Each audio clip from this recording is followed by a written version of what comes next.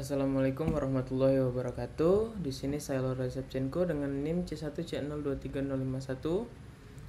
Di presentasi kali ini saya akan membahas tentang pajak penghasilan atau PPH dan subjek pajak serta objek pajaknya.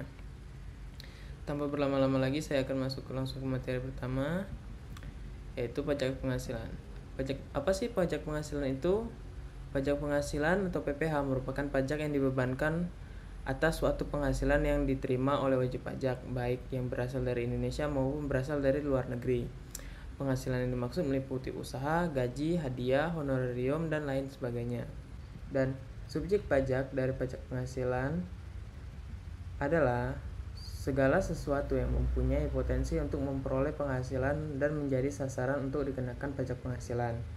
Undang-Undang Pajak Penghasilan di Indonesia mengatur pengenaan pajak penghasilan terhadap subjek pajak berkenaan dengan penghasilan yang diterima atau diperoleh oleh tahun pajak. Subjek pajak akan dikenakan pajak penghasilan apabila menerima atau memperoleh penghasilan sesuai dengan peraturan perundang-undangan yang berlaku. Jika subjek pajak telah memenuhi kewajiban pajak secara objektif maupun subjektif, maka disebut wajib pajak. Subjek pajak dikelompokkan jadi 4 bagian, yaitu subjek pajak orang pribadi, subjek pajak warisan yang belum terbagi sebagai suatu kesatuan menggantikan yang berhak, subjek pajak badan, dan subjek pajak bentuk usaha tetap. Bentuk usaha tetap adalah bentuk usaha yang dipergunakan oleh orang pribadi yang tidak bertempat tinggal di Indonesia. Orang pribadi yang berada di Indonesia tidak lebih dari 183 hari dalam jangka waktu 12 bulan, dan badan yang tidak didirikan atau tidak bertempat kedudukan di Indonesia untuk menjalani usaha atau kegiatan di Indonesia, yang dapat berupa seperti tempat kedudukan manajemen, cabang perusahaan, kantor perwakilan, gedung kantor, pabrik, bengkel, gudang, ruang untuk promosi penjualan, pertambangan, penggalian sumber daya, dan lain-lain. Subjek pajak juga dibagi menjadi dua, yaitu pajak dalam dan luar negeri. Subjek pajak dalam negeri yaitu orang pribadi yang bertempat tinggal di Indonesia.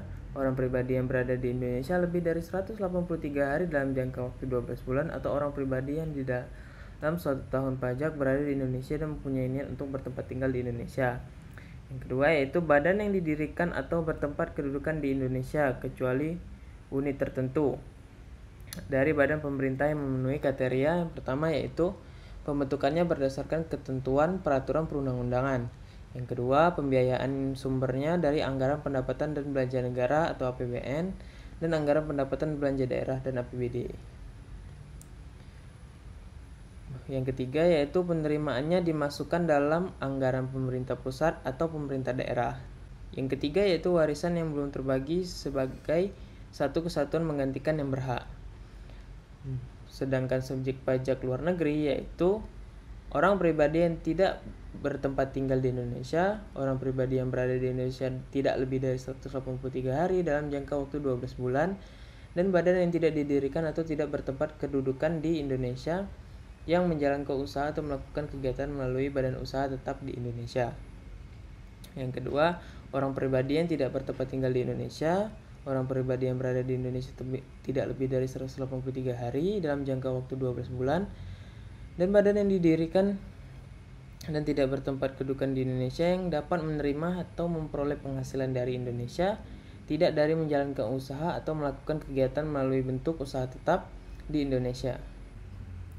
Yang selanjutnya yaitu objek pajak.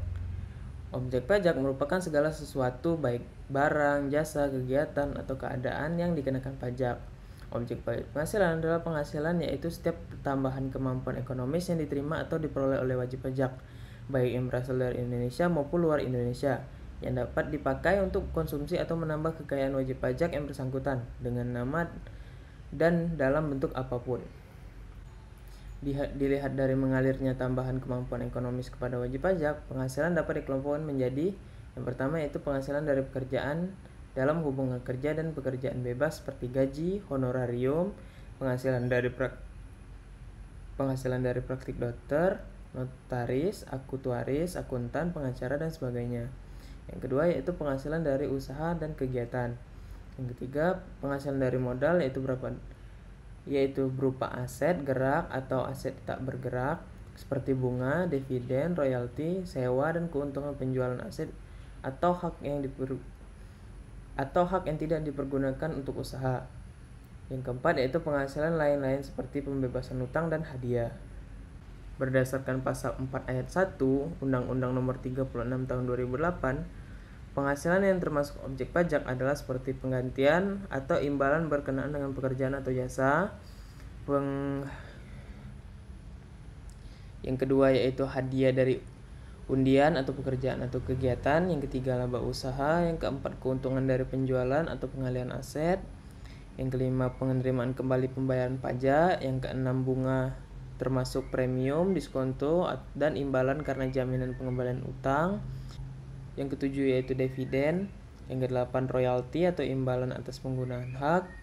Yang kesembilan sewa dan penghasilan lainnya sehubungan dengan penggunaan aset. Yang ke-10 yaitu penerimaan atau perolehan bayaran berkala dan lain-lain. Baik, sekian dari saya yang bisa saya sampaikan. Kurang dan salah kata saya mohon maaf. Saya akhiri. Wassalamualaikum warahmatullahi wabarakatuh.